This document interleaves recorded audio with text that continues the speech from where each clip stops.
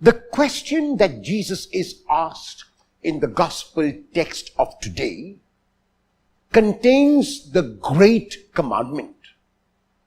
At the time of Jesus, the Jews had 365 positive precepts or commands and 248 prohibitions. So, the question is a loaded question.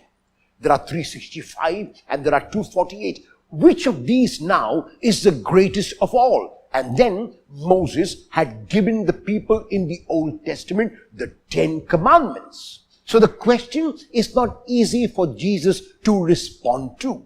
However, Jesus is aware of his own self, he is aware of others, and he is also aware of the law. And in classic style that was only possible for Jesus, he reduces all these 365 positive laws and the 248 prohibitions and the 10 commandments of Moses and reduces them to one.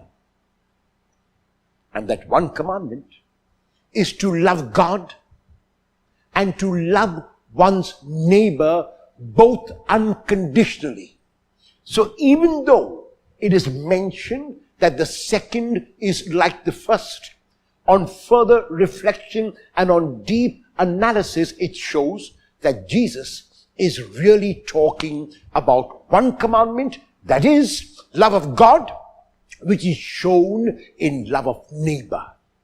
In his first letter, the evangelist John in chapter 4 verse 20 says that if someone says that he or she loves God and cannot love his brother or her brother or sister, that person is a liar. Because he says it's impossible for you to love God whom you cannot see and not love your brother or sister whom you can see. Somebody said tongue-in-cheek that the reason why Jesus said love your neighbor and love your enemy is because often our neighbor and our enemy are the same. The point is that our love for God cannot be shown except in our love for each other. Our love for God cannot be made tangible except when I express it in my love for others. If I love others as much as I say I love God, then I am on the right track. I am following the commandments. Every single religion in the world speaks about this. Every single religion in the world talks about love. And so the challenge is, can I show my love tangibly and really? Can I show my love in action? Because if I do, then I'm living out the one commandment of loving God and loving my neighbor. More importantly, I am loving God by loving my neighbor.